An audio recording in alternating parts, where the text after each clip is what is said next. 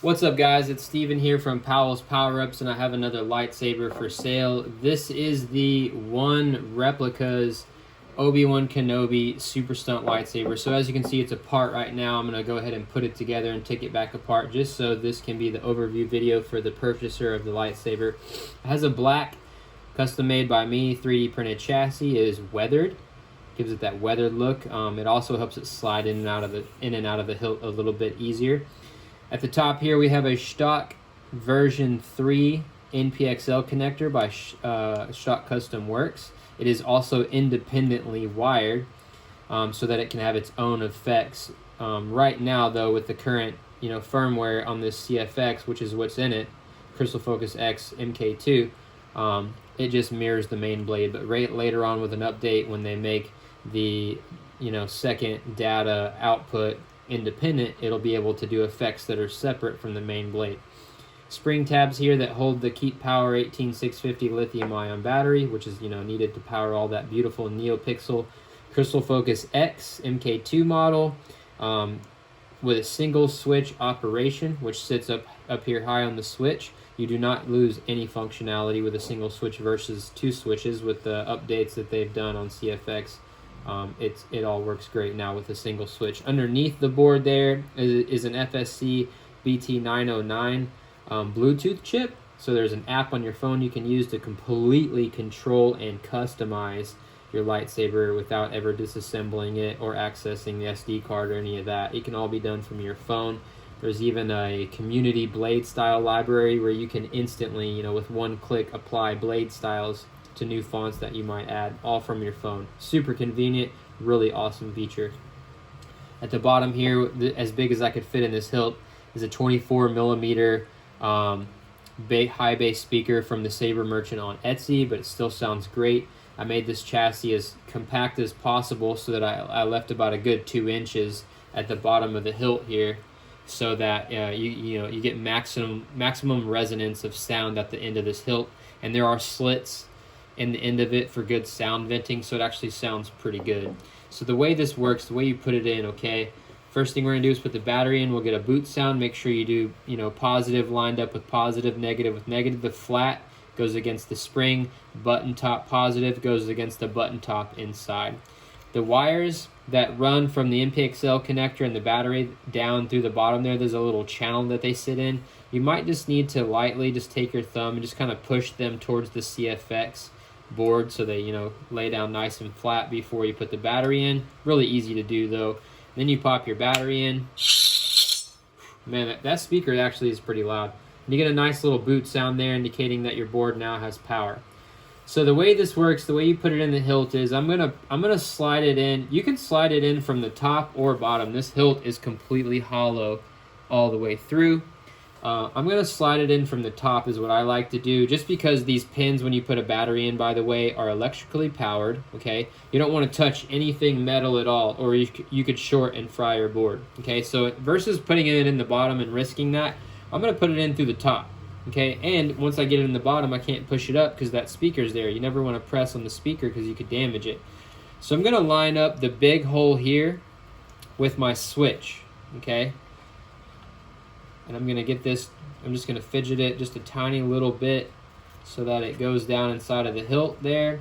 And then you can actually, with your finger, you can touch those pins. It's not going to shock you and it won't short. But I'm going to push that switch in until it lines up with that hole, okay? Which is right there, okay? Might have to move it around a little bit. If you need to slide it back out, you just smack it with your palm. That's how you take the chassis out, by the way. If you need to get it out at the head of the hilt, just smack it on your palm there. And then it'll come out a little bit. Once it comes out a little bit, you can just grab it and slide it the rest of the way out, okay? So we just slide it in, line up that switch. Now, this gold, trying to get it just right. Just take your time when you do it. This gold thumb screw here, okay, is your chassis retention screw. Now, it originally came with a purple anodized screw that was on the inside of it, right? but it was too short. It was too short. They said in the description on the Etsy store that this was supposed to be used for heat sink retention, you know, chassis retention if you're using NeoPixel, but it was too short. It didn't go long enough all the way through the hilt. So I had to take it out and put in a screw that was a tiny bit longer. It's the same screw, just black, not purple. But it's going to go in here, and you screw it all the way down, and that just kind of presses into the chassis and holds it in place. This hilt, by the way, and this chassis is all solid. The hilt's very solid. These Super Stunt lightsabers have two things in mind. They're designed for dueling and handling, you know, so they're thinned down, smaller versions of the one-to-one replicas, but they do that so that you can, you know, handle it easier. It's not as big and bulky. But while keeping that in mind, they also kept in mind screen accuracy. So they still put a lot of detail in these hilts. They're still really beautiful, and they're still pretty much screen accurate. So you get the best of both worlds in here. This thing is made for dueling. You can duel with it, but you don't have to. But anyway, so the red single switch, the way this works, there's just a little, see how this switch operates here? At the bottom of it, there's like this little Phillips head flat piece, Phillips head screw. You're gonna need to just slightly, it'll be screwed all the way down. You'll just need to slightly unscrew it to adjust the depth that it has so that it goes down and hits that, you know, tactile switch, okay? You'll wanna take this out every time you take the chassis in and out. So you'll take this out first and put it in last, okay? So then you'll put this in, it just screws in. Really simple, just like that, okay? So now you got your chassis retention holding it in place. Red button is in there, and you can test it.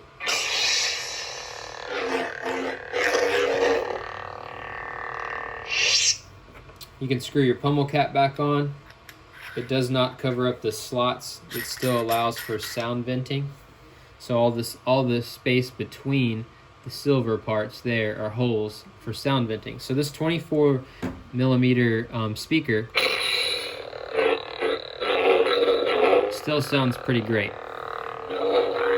There's your version 3 Npxl connector. This has a pretty deep blade socket as well. I think it's like probably a good 3 inches, maybe 2.5 inches that it goes down. So again, another feature that makes it really good for dueling. You got one blade retention screw right here at the very top. Again, helps it be really secure for spinning and dueling.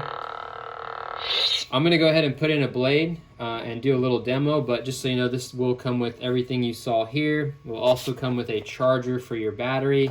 It'll also come with printed out instructions that tell you how to operate it. And I'll also send video instructions that show how to operate it. And then it will come with a blade, a brand new built blade. The one I'm going to use in the video, though, is just for demonstration purposes. It's just a test blade that I built, but it's still NeoPixel. But I'll build a brand new one for the purchaser of the lightsaber. It'll be 32-inch, 1-inch outer diameter, and the tip of it will be sanded so it slides in and out of the emitter very easily. All right, let me adjust my camera here, and I'll do a little demonstration.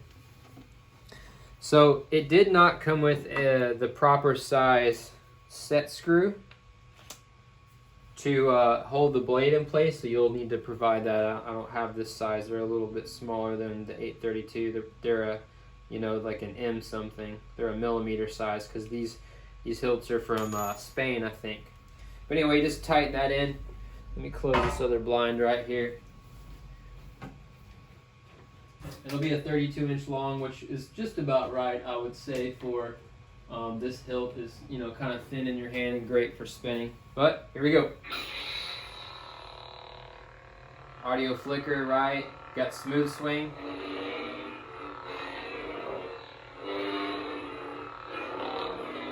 Swing sounds.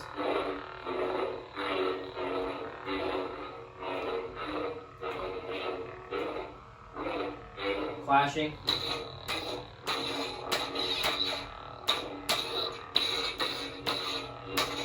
You got lockup.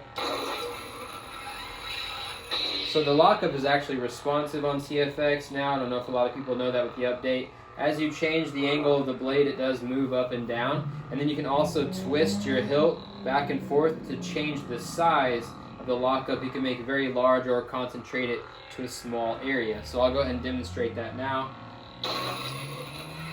So it's pretty small right there. I can move it up, right? Or I can move it up towards the hilt. Or I can put it back in the middle and I can make it large by twisting the hilt. You got blasters, which are, you know, random. Very responsive, as you can hear. I can do it really quickly.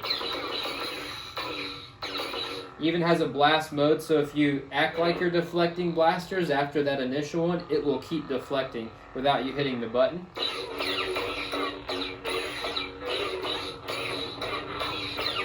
And then when you stop for a moment, it will stop. And it will go back. It even has stabbing.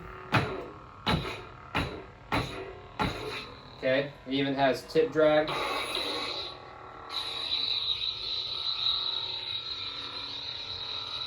Okay, it has force effects, so it's going to flash and play a force sound.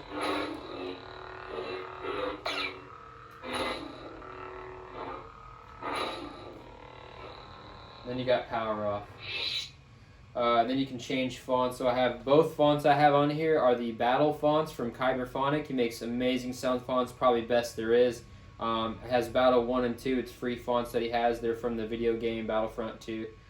They sound really great though. Sound bank selection. Audio player. SD card. System exit menu.